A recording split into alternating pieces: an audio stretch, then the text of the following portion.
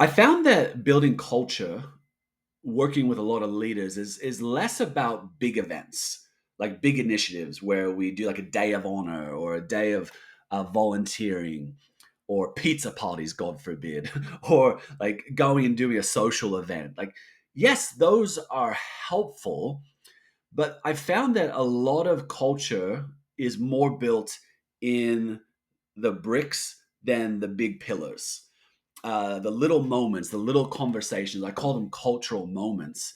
And this idea came from a friend of mine who's a marriage and family therapist. And I was talking to her about breakdown in family and marriage and what are the big things. And, my thought was like, affairs or the big things where they overspend or huge disrespect moments or fights or values.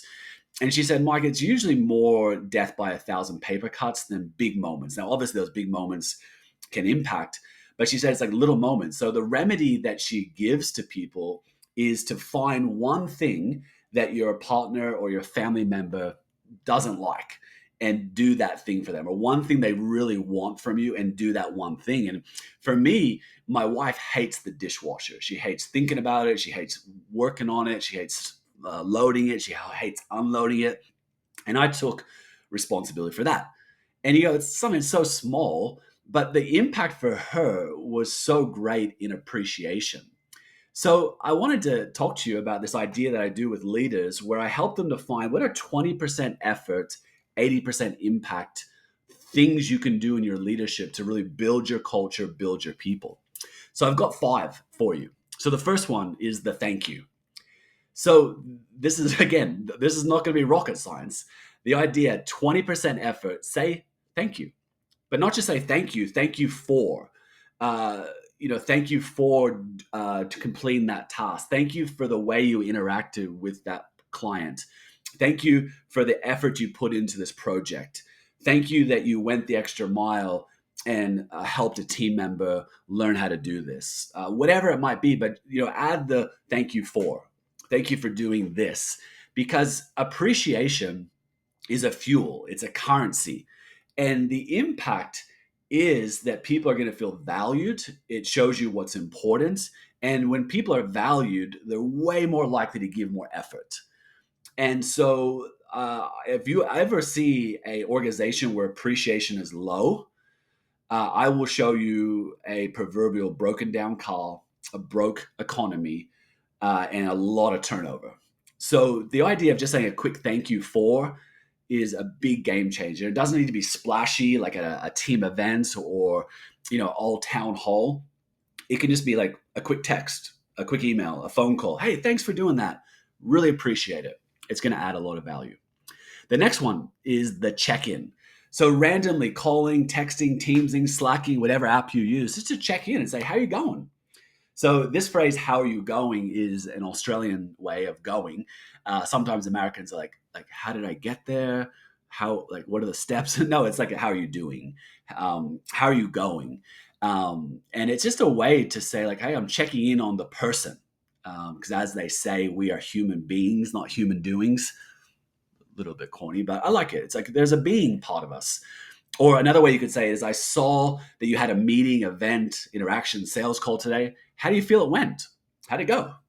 And the impact of this is that, again, people want to be seen as a person, not a thing that completes tasks.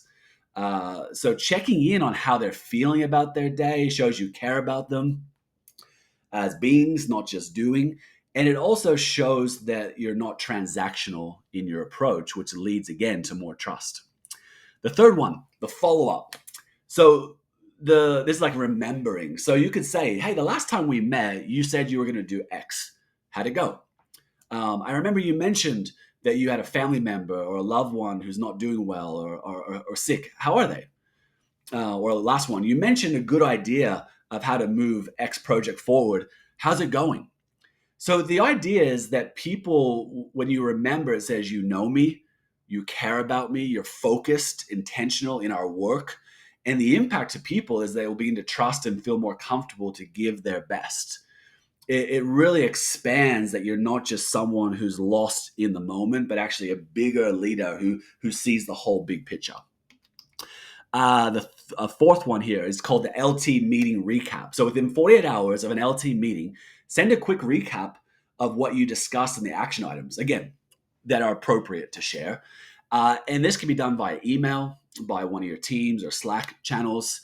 And it's what it does is it gives people visibility. And human beings, when we can see, quite literally and figuratively, we are better. It's called line of sight. It gives people the ability to see where we're going so then they can order their steps. It also shows you value transparency. There's a lot of stories that are made up in culture, in bad culture. So good cultures, when they have transparency, gives them light. And when there's light, we can see. So to avoid some of those dark moments, those dark stories, it just gives people that transparency that, hey, you as leadership are leading with the value that people need to see where they're going, and they value transparency. This one here is another good one. So, not another bleeping pizza party. So often when I talk to leaders, they'll say, like, should I do a pizza party or take them bowling? And I'm like, well, yeah, but that's what I'm talking about. It's about connection. So in good culture, people are social beings. So when possible, break bread, have coffee, a drink, take a walk, eat lunch together in the lunchroom, and just talk about life. Because again, we're social beings. People trust people they know and like. It's a very a feeling, an emotional connection to it, which leads to trust. And everything in life, I find, is more efficient and more effective when we have trust. So, having social moments, 20% effort, you're going to get huge impact from that. So, the last question for you is, what's a 20% effort, 80% impact activity that you can do as a leader to build your culture? These are things that should take little amount of time, little amount of effort, but are going to have big impact, especially in a busy world. Feel free to reach out if you're someone who wants to work through that, because we have incredible coaches who can help you think through your culture and how to activate it and bring it to life.